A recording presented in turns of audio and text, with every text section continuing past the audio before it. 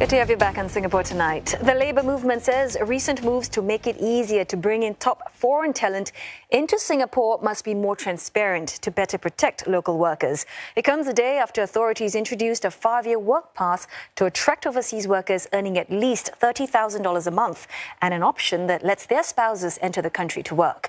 Among the suggestions, disclose a list of companies and roles for such talent. What is really top talent? It may be a bit subjective. I think more clarity and transparency will be useful. For example, the area of research, the area of science, the area of deep tech, and of course, which universities and these top talents are from may be good proxies of the definition of top talent. He also says that measures must be in place to ensure knowledge transfer between top foreign talent and Singaporeans. That's so that the country can continue building what's called a strong Singaporean core. He adds that this is also because many locals are concerned about job security.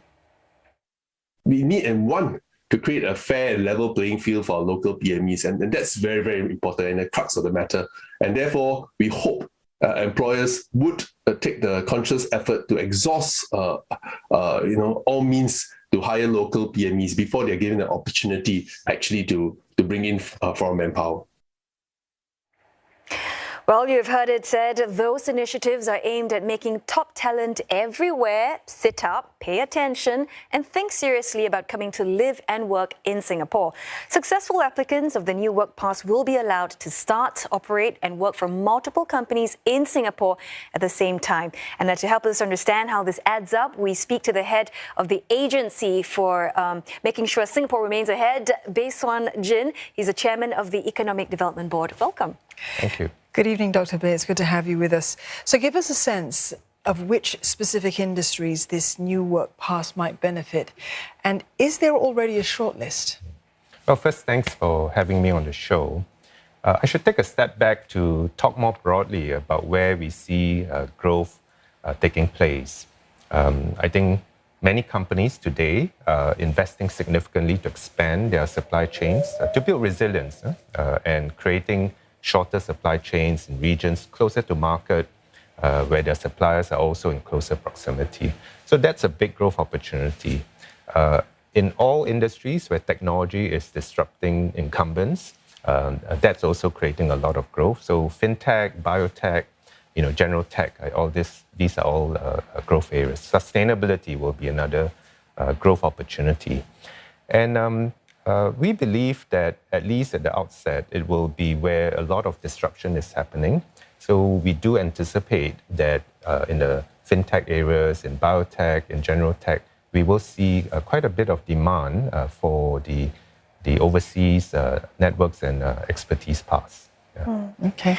Now, as we heard, earlier on what the NTUC, from their point of view, that there are concerns among locals that, all these plum jobs are going to foreigners. And there's also obviously that question that, when all these high net worth individuals come, it's going to drive everything up again. Property prices, rental, F&B. So what are your thoughts on that? Well, firstly, I should just make it very clear. This isn't a pass to make it easier for companies to hire.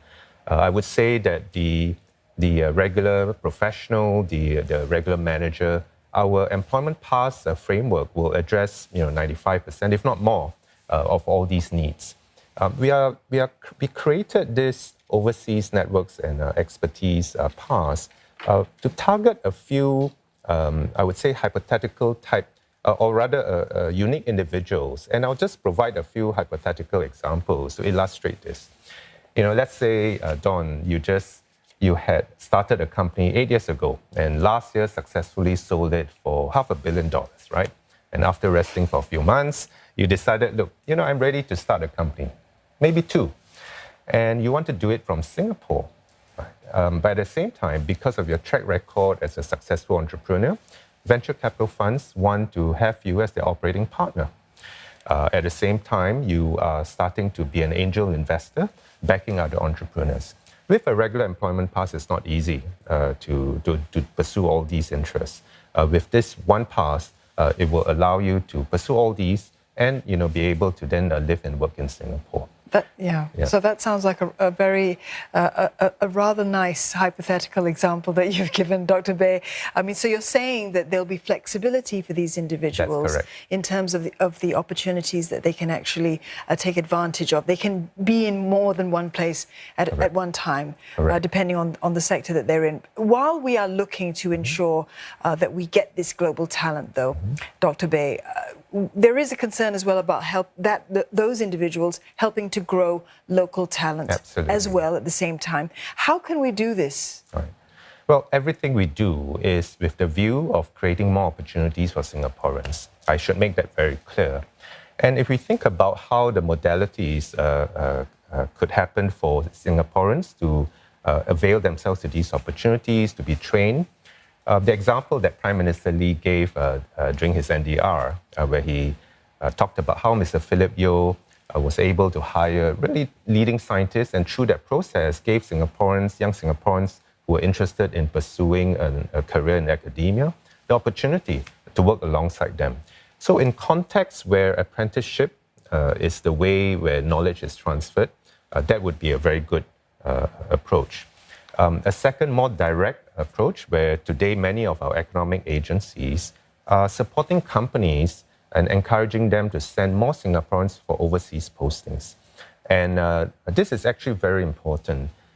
Think about 20 years ago, right? A Singaporean fresh out of the university, very well educated, speaks English. You would be very attractive to be hired for regional responsibilities. 20 years later, you have China, you have India, you have other large economies in Asia that have also opened up. Many of their own citizens have availed themselves to good education. It's a lot more competitive. And if Singaporeans don't have the opportunity to work in these overseas markets, better still, to manage and run these overseas markets, they will not be able to progress up the career ladder. And that's why providing support so that companies can send more Singaporeans to overseas posting is a second way, a more direct way of providing this. Right, and there also has to be that appetite for the Singaporean individual and to bring his or her family overseas as well to get that experience. That's correct. Right? Dr. Bey, I just want to touch on, Finance Minister Lawrence Wong. He's ever mentioned before about introducing a more progressive tax system, basically taxing on the rich. And I'm wondering, how is this going to play out for these one pass holders that are coming in here? You're trying to do that, and yet at the same time we're trying to make it attractive for them to come to Singapore. So how do you think that's balancing that that act? No, I think what DPM Lawrence Wong was really addressing is how governments need to think hard about addressing wealth inequality. And it's really not just an issue for government, but an issue for society at large, because across the world, wealth inequality has grown. Wealth taxes may or may not work for a country like Singapore. I think we have been very pragmatic about this. We realize that if we were to introduce wealth taxes, capital can leak out very easily from Singapore, not just from foreigners, but from our own Singaporeans. So I think the way in which we have approached this have been very practical, but we are constantly thinking not so much about how to pull down those who have succeeded, but actually how to lift those who need help and through that be able to close the wealth inequality. So I think a lot of thinking is still being done. All the policymakers really working hard to address this important issue. But it's not going to be through a simple, wealth tax where 1% of your wealth is going to be taxed or something like that. Dr. Bey, I'd like to go back to the question that I asked you at the beginning, which is about a potential short list of candidates that that you may have eyed already. Because I think in an objective like this, you're talking about a scheme where you may have already identified the kind of individuals that you want to bring to Singapore, because the goal is to really sharpen Singapore's competitive edge.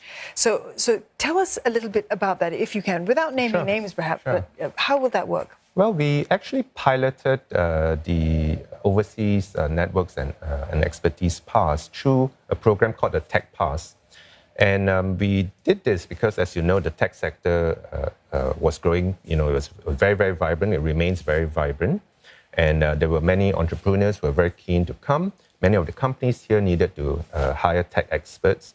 And these individuals really fit that profile that I explained earlier. And over the past 2 years, we've had a couple of hundred of them being granted this pass, and they're here today. So I think these individuals will provide us with some sense of the types, what I'll describe as the target segments of individuals that we would want to focus on persuading to come to Singapore. Right, so of that 100, some, perhaps even a majority of them, or at least some of them you would hope, might avail themselves of this new work pass. No, we intend to eventually merge the tech pass into this new one pass. Right, okay. Yeah. And how do you think all of this fits into the plan to basically, grow this niche sector in Singapore? How do you see that playing out? What do you mean by niche sector? So the niche sectors, in the sense of all this new tech industries that's sort of like Smart Nation related, that how do you see it map out, and also how are the locals going to actually be able to bridge that divide? Right. Well, I think first is to recognize that the technological advancements, the speed in which these advancements are happening, is disrupting a lot of industries, right? And we want to be the home base for many of these disruptors and future leaders. And the way to do it is to be able to attract some of the most entrepreneurial minds, those who have a track record of successfully creating big ventures. And we want them to be in Singapore. Alongside that, we also want to have the smart investors, the VCs, the private equity funds. And that's one reason why you've also seen between MAS and EDB, being able to attract many of these money managers to Singapore. The opportunities they'll create for Singaporeans is this. Look, if you work for a company that focuses primarily on Singapore, the scale and scope of opportunity will be small. If, let's say, you are working for the founders of TikTok, right, and you have a global responsibility, or you're working for Grab or Shopee, or you are part of the team that actually developed Google Pay from Singapore. These are products that address global markets.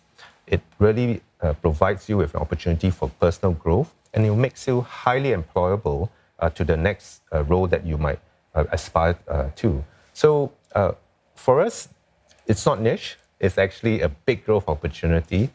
We want to be in a position where future leaders emerge from Singapore.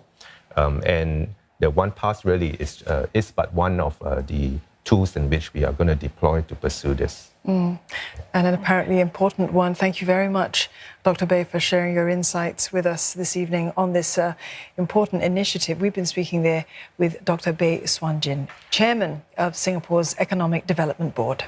Thank you.